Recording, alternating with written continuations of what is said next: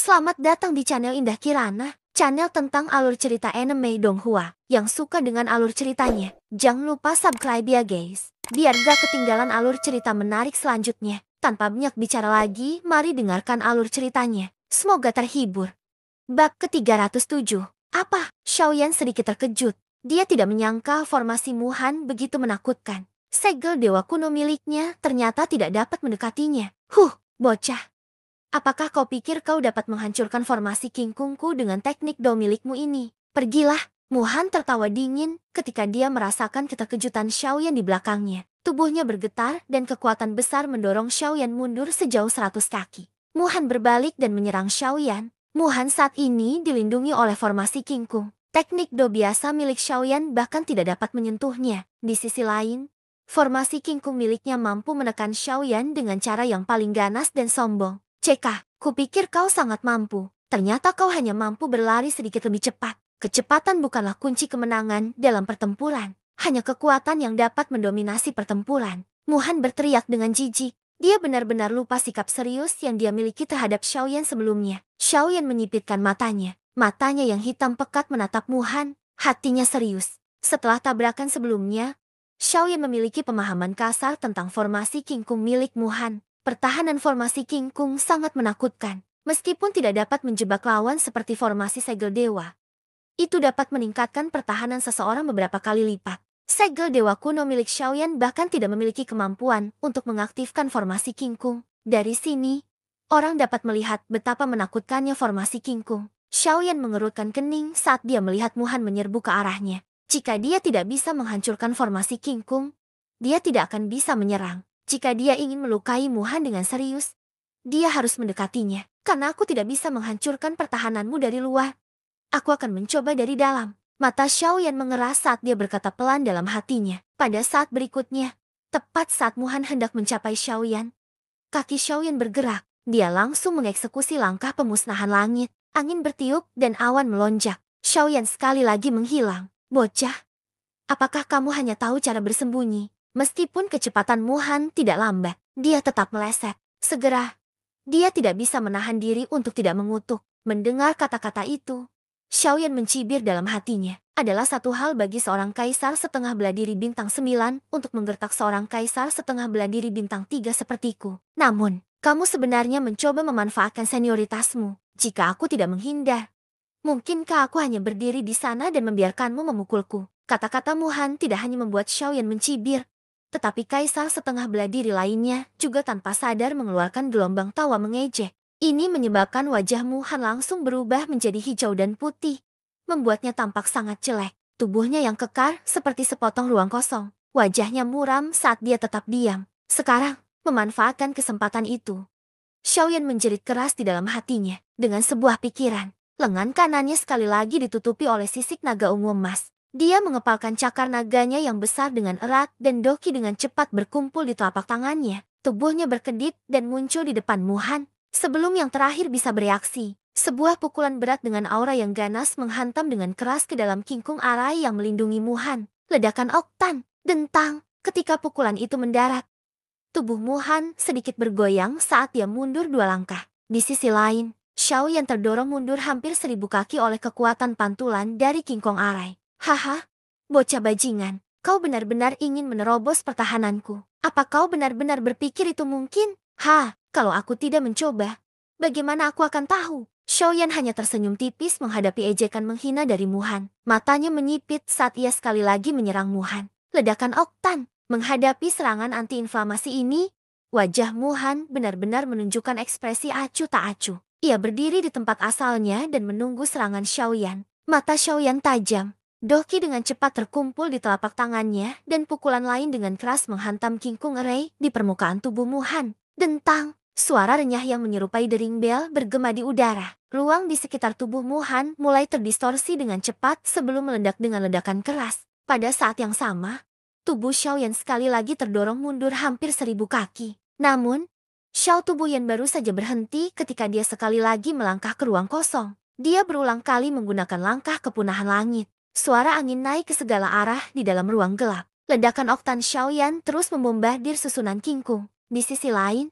Xiaoyan berulang kali didorong mundur sejauh 100 mil. Setelah jangka waktu yang tidak diketahui, wajah Xiaoyan menjadi semakin pucat. Jejak darah juga mengalir dari sudut mulutnya. Saat dia menarik dan mengembuskan napas, dia bisa merasakan jejak bau darah dan manis mengalir melalui tenggorokannya. Kekuatan pantulan King Kong Ray menyebabkan Xiaoyan terluka berkali-kali. Jika bukan karena fakta bahwa tubuh fisiknya tidak lemah, kemungkinan besar Xiaoyan tidak akan bisa berdiri. Clang! Setelah didorong mundur 100 mil oleh King Kong Ray, wajah Xiaoyan menjadi semakin pucat. Namun, matanya, yang setenang sumur kuno, saat ini dipenuhi dengan cahaya terang. Hahaha. Bocah, bahkan serangan habis-habisan dari Kaisar Beladiri setengah bintang 8 tidak akan mampu menghancurkan array King Kong milik lelaki tua ini. Meskipun kekuatanmu secara keseluruhan tidak lebih lemah dari Kaisar Beladiri setengah bintang 8 biasa, kau masih hanya Kaisar Beladiri setengah bintang 3 di depan lelaki tua ini. Jika kau ingin menghancurkan array King Kong milik lelaki tua ini, kau hanya akan meminta masalah. Mata tua Muhan yang keruh dipenuhi dengan ejekan yang tak ada habisnya. Sudut mulutnya terangkat menjadi senyum dingin saat dia menatap Xiaoyan dan berbicara dengan jijik. Xiaoyan dengan lembut menghembuskan napas. Dia mengayunkan lengan kanannya yang agak mati rasa. Saat mati rasa itu hilang, cakar naganya yang besar tiba-tiba mengencang. Luang di dalam telapak tangannya hancur dengan paksa hingga meledak, mengeluarkan suara ledakan lembut. Xiaoyan perlahan mengangkat kepalanya. Ada darah di sudut mulutnya dan kulitnya pucat. Pada saat ini, api surgawi yang cemerlang berkobar di dalam matanya yang hitam pekat. Bibir dan giginya sedikit terbuka saat Xiaoyan berteriak keras. Suaranya seperti guntur yang jernih saat bergema tanpa henti. 8. Ekstrem. Bang! Setiap kata memasuki hati orang-orang yang hadir, menyebabkan mereka tidak dapat menahan diri untuk tidak mengerutkan kening. Kata-kata yang tampaknya sederhana ini sebenarnya mengandung kekuatan yang menindas. Yang membuat mereka semakin terkejut adalah bahwa mereka sebenarnya tidak dapat menahan kekuatan yang menindas ini. HMP, hal-hal yang sengaja membingungkan. Muhan mendengus. Jelas, dia memiliki keyakinan penuh pada formasi Fajranya. Dia tidak percaya bahwa siapapun di bawah alam Kaisar setengah beladiri bintang 9 tak akan mampu menembus pertahanannya. Di langit, ekspresi Zhongli serius saat dia menatap Muhan. Ekspresinya sedikit khawatir saat dia melihat Xiaoyan. Meskipun Xiaoyan telah memberinya sedikit kejutan, dia masih tidak dapat percaya bahwa Xiaoyan benar-benar ingin menerobos formasi Fajra Muhan. Belum lagi Xiaoyan, bahkan dia, yang sudah setengah langkah ke alam Kaisar setengah beladiri, tidak dapat menerobosnya. Dentang, suara keras lainnya terdengar. Kali ini, Xiaoyan tidak terlempar, meskipun beberapa darah menyembur keluar dari mulutnya. Xiaoyan berdiri di depan Muhan tanpa mundur sedikit pun. Melihat bahwa Xiaoyan tidak mundur bahkan setelah memuntahkan darah, Muhan segera mencibir. Tatapan dinginnya menatap Xiaoyan dari atas ke bawah saat dia mencibir dan berkata, orang tua ini telah mengatakan bahwa tidak mungkin bagimu untuk menerobos formasi Fajra saya. Ledakan oktan meledak sebelum suara Muhan terdengar. Wajah Xiaoyan dipenuhi dengan ekspresi kejam saat dia tiba-tiba berteriak. Detik berikutnya, energi tersembunyi yang mengerikan tiba-tiba meletus dari formasi Fajra yang melindungi Muhan. Seolah-olah ranjau yang terkubur sebelumnya telah dinyalakan pada saat ini, menyebabkannya meledak dengan ledakan keras. Ekspresi Muhan sedikit berubah. Dari persepsinya, dia bisa merasakan bahwa energi formasi Fajra menurun dengan cepat. Meskipun tidak cukup untuk menghancurkan formasi, ini adalah pertama kalinya dalam beberapa tahun Muhan melihat sesuatu seperti ini. Tentu saja, Muhan bukan satu-satunya yang sangat terkejut. Mereka yang juga merasakan perubahan energi formasi Fajra juga mengalami perubahan drastis dalam ekspresi mereka. Hati mereka dipenuhi dengan keterkejutan yang tak tertandingi. Mereka tidak menyangka bahwa formasi Fajra Muhan, yang praktis tidak dapat dihancurkan oleh siapapun, benar-benar akan kehilangan kilaunya di depan Xiaoyan. HMP, bajingan kecil, kamu memiliki beberapa trik di lengan bajumu. Sepertinya orang tua ini perlu sedikit lebih serius denganmu. Muhan berteriak dingin, tepat saat dia hendak menyerang. Xiaoyan selangkah lebih maju darinya. Dengan lambaian lengan bajunya yang besar, botol giok transparan yang tak terhitung jumlahnya terbang keluar dan terus-menerus membombardir formasi Fajra. Kabut energi yang mereka bawa menghalangi penglihatan Muhan dan memberi Xiaoyan waktu sekejap. Jika kamu ingin membunuhku, lakukanlah di kehidupanmu selanjutnya. Hancurkan! Teriakan yang sangat dingin dan tegas terdengar. Tinju kanan Xiaoyan sekali lagi membombardir formasi Fajra. Kali ini, kekuatan tinjunya benar-benar jauh melampaui yang sebelumnya. Begitu tinju Xiaoyan dilempar keluar, Suara embusan terdengar, mengikuti gesekan angin liar. Api surgawi yang indah terbang keluar dan mewarnai seluruh lengan kanannya menjadi lengan naga api surgawi. Boom! Tinju itu mendarat dan ruang bergetar. Pada akhirnya, formasi Fajra di depannya tidak hancur. Namun, wajah Xiaoyan tidak menunjukkan ekspresi serius. Sebaliknya, dia perlahan-lahan memperlihatkan senyum dingin. Sekarang saatnya. Ha! Xiaoyan sekali lagi mengeluarkan teriakan keras yang mengguncang bumi saat dia menarik tinju kanannya. Lengan kirinya yang tidak bergerak selama ini, akhirnya terangkat tiba-tiba pada saat ini. Lengan bajunya yang panjang meluncur ke bawah, memperlihatkan telapak tangannya yang putih. Pada saat ini, roda api yang indah dengan cahaya yang tertahan, dan ketajamannya perlahan berputar di telapak tangan kiri Xiaoyan. Roda api itu seperti lingkaran api yang berputar terbalik. Di tengah lingkaran api, ada titik cahaya hitam pekat seukuran ibu jari. Saat roda api berputar, aura samar yang dipancarkan darinya menyebabkan seseorang merasakan kengerian. Saat roda api muncul,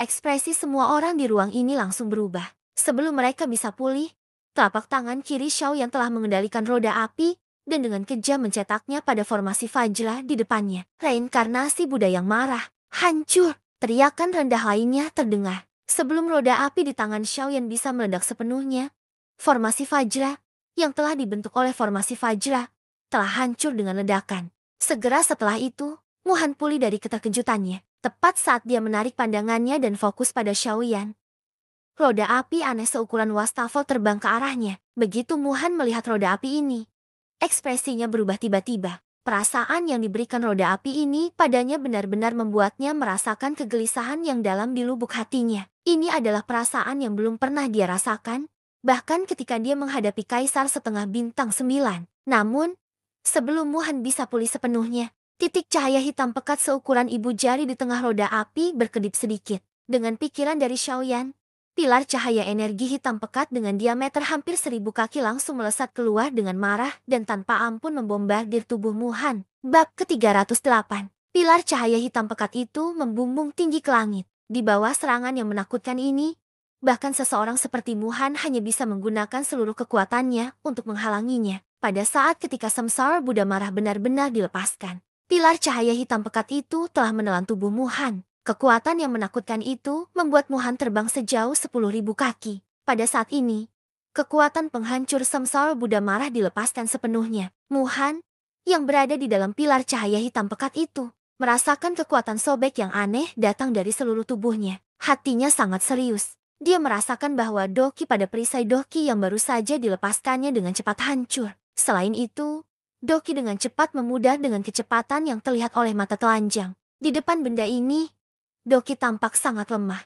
Sial, keterampilan do macam apa ini? Ini benar-benar mampu menghancurkan doki. Mata Muhan dipenuhi dengan kengerian saat dia melihat doki yang terus-menerus menyebar dari perisai doki di sekitarnya. Hatinya sangat serius. Ini adalah kekuatan yang dilepaskan oleh Kaisar setengah bela diri bintang 3 Xiaoyan. Sulit dibayangkan, jika Xiaoyan terus tumbuh dengan cara ini, pada saat dia mencapai level Muhan, bukankah dia akan mampu melawan Dodi yang asli? Bajingan, aku seharusnya tidak begitu mudah mempercayai kata-kata bajingan tua itu saat itu. Begitu aku kembali, hal pertama yang akan kulakukan adalah membunuhmu. Melihat kembali ke Xiaoyan, Samsara Buddha marah kali ini dapat dikatakan sebagai Samsara Buddha marah terkuat yang pernah dilepaskannya. Dibandingkan dengan masa lalu, kekuatannya saat ini tidak hanya lebih kuat, yang terpenting adalah bahwa setelah kondensasi pertama, dia telah menuangkan semua doki yang telah dia pulihkan setelah mengonsumsi pil pemulihan energi kelas Kaisar untuk kedua kalinya ke dalam Samsara Buddha marah tanpa daya. Bukan karena dia ingin melakukan ini, namun ketika menghadapi seorang ahli setingkat Muhan, jika dia tidak menggunakan kekuatan penuhnya, dia benar-benar tidak memiliki sedikit pun keyakinan untuk mengalahkannya. Bahkan saat ini, keyakinan di hatinya tidak melebihi 40%. Bagaimanapun, kesenjangan antara kekuatannya dan Muhan benar-benar terlalu besar. Dengan kekuatannya saat ini, masih baik-baik saja baginya untuk menghadapi Kaisar setengah bela diri bintang 8 biasa. Namun, Kaisar setengah bela diri bintang 8 tingkat lanjut sudah sulit baginya untuk dihadapinya.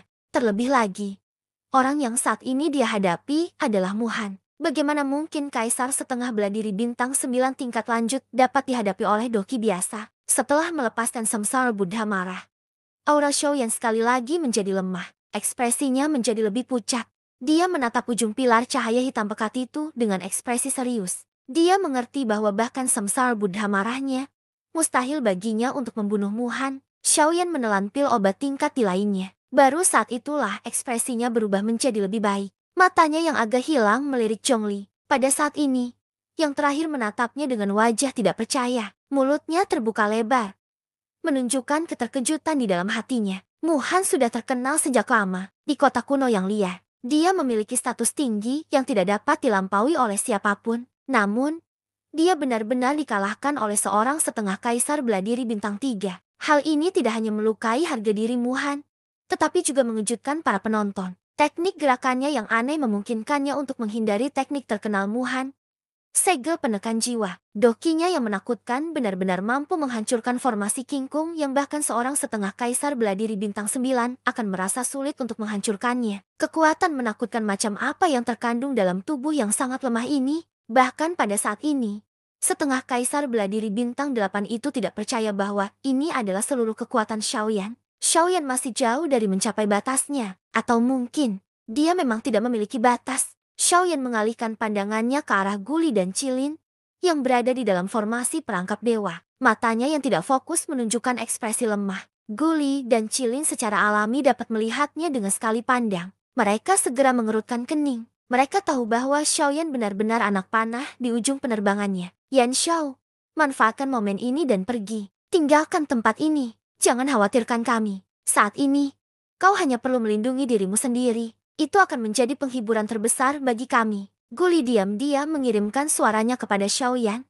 Dia tidak bisa membiarkan orang luar itu tahu tentang kondisi Xiaoyan saat ini. Kalau tidak, Modi dan yang lainnya pasti akan mencegat mereka. Xiaoyan tidak akan punya jalan keluar. Xiaoyan mengerutkan kening erat. Setelah beberapa lama, dia menganggukkan kepalanya dengan sedikit ragu. Meskipun Xiaoyan punya niat untuk mundur, Muhan tidak mau melakukannya. Bagaimana mungkin dia membiarkan Xiaoyan pergi dengan damai? Dia bertekad untuk berhasil dalam perjalanan ke kolam petir ini. Jika Xiaoyan tidak mati, Muhan tidak akan bisa merasa tenang. Tiba-tiba, teriakan marah yang dipenuhi dengan niat membunuh yang tak berujung dipancarkan dari ujung pilar cahaya hitam gelap. Itu langsung menarik perhatian semua orang yang hadir. Ekspresi mereka segera menjadi serius ketika mereka melihat bahwa suara itu milik Muhan. Tidak disangka bahwa Muhan masih memiliki kemampuan untuk membalas setelah menerima serangan yang begitu menakutkan dari Xiaoyan. Selain itu, dari kelihatannya, Samsara Buddha marah milik Xiaoyan ini tidak memiliki efek yang diharapkannya. Sebagai pemilik Samsara Buddha marah, Xiaoyan secara alami dapat mendeteksi situasi di mana Muhan berada pada saat pertama. Setelah merasakan aura menakutkan yang meletus dari Muhan, ekspresi Xiaoyan segera menjadi sangat serius. Dari kelihatannya, Muhan belum menggunakan kekuatan penuhnya sebelumnya. Namun, pada saat ini, kekuatan menakutkan dari Angui Buddha Samsara muncul di atas kepala Muhan. Dohki di dalam tubuhnya melonjak dengan cepat. Tubuhnya membawa pilar cahaya hitam gelap saat dia dengan keras menyerang Xiaoyan. Bang! Hanya dalam beberapa saat, pilar cahaya hitam pekat itu hancur dengan paksa. Muhan menghadapi pilar cahaya hitam pekat itu. Banyak teknik Do yang mengerikan terus-menerus membombardir pilar cahaya hitam pekat di depannya, menyebabkan energi pilar cahaya terus-menerus tersebar. 1000 kaki, 500 kaki, 100 kaki, 50 kaki, 10 kaki. Yan Xiao, orang tua ini harus mengakui bahwa tidak banyak orang di seluruh benua yang dapat dibandingkan dengan bakat dan kemampuan kultivasimu. Namun, di depan orang tua ini, kamu masih hanya seorang kaisar setengah bintang 3. Mati. Muhan menyerang sekali lagi dan menghancurkan rolet menyala di tangan Xiaoyan. Dia tidak berhenti dan langsung menghantamkan tinjunya ke dada Xiaoyan. Suara dentuman keras disertai suara tulang patah langsung terdengar. Seteguk besar darah tanpa sadar dimuntahkan. Wajah Xiaoyan langsung menjadi pucat. Pupil matanya tiba-tiba mengecil dan matanya melebar. Sepasang bola mata menonjol keluar dari rongganya. Sepertinya bola mata itu akan jatuh kapan saja. Pemandangan yang sangat menakutkan. Muhan jelas tidak punya niat untuk berhenti. Dia berbalik di tempat dan dengan kejam mengayunkan kakinya ke satu sisi wajah Xiaoyan. Tubuh Xiaoyan terlempar dengan keras. Saat darah segar menyembur keluar, beberapa gigi yang diwarnai merah karena darah juga ikut terlontar. Serangan dahsyat itu membuat kepala Xiaoyan sedikit pusing. Muhan sama sekali tidak sopan. Dia tidak peduli dengan status dan reputasinya. Dia ingin menindaklanjuti kemenangannya dan menyerang agar Xiaoyan tidak lagi menjadi ancaman baginya. Tepat saat dia bergerak, Zhongli yang berada di langit tiba-tiba muncul di hadapan Muhan. Setelah masa istirahat dan pemulihan yang singkat ini, luka-lukanya dapat dianggap telah pulih. Pada saat ini, ketika dia melihat bahwa Muhan ingin memanfaatkan kemenangannya untuk menyerang Xiaoyan, dia tentu saja tidak akan tinggal diam dan tidak melakukan apa-apa. Muhan, kau benar-benar sangat kejam saat menghadapi setengah kaisar bela diri bintang 3. Setengah kaisar bela diri bintang 9-mu benar-benar mengerikan. Saat dia berbicara, Zhongli akhirnya melihat dengan jelas bahwa tidak ada satupun bagian tubuh Muhan yang tidak terluka. Begitu parahnya sehingga sepotong besar daging di dekat bahu kirinya telah terkoyak dengan paksa oleh suatu kekuatan yang tidak diketahui, memperlihatkan tulang-tulang putih yang menakutkan. Meskipun darahnya telah berhenti, Muhan tidak dapat menahan rasa sakit yang samar di hatinya. Dia diam-diam mengagumi Muhan di dalam hatinya. Muhan di depannya benar-benar karakter yang ambisius dan kejam. Dengan luka yang begitu besar, dia benar-benar tanpa ekspresi. Lebih jauh lagi, dia bahkan telah memberikan pukulan yang begitu berat kepada Xiaoyan. HMP, bukan hakmu untuk mengomentari bagaimana aku melakukan sesuatu. Adapun Yan Xiao, setelah apa yang terjadi sebelumnya, apakah kau masih menganggapnya sebagai setengah kaisar bela diri bintang 3 biasa? Zhongli terdiam. Muhan sekali lagi mencibir dan berkata, jangan kira tidak seorang pun dapat mengatakan bahwa alasan mengapa kamu membantu Yan Xiao adalah karena kamu melihat potensi masa depannya. Kalau tidak,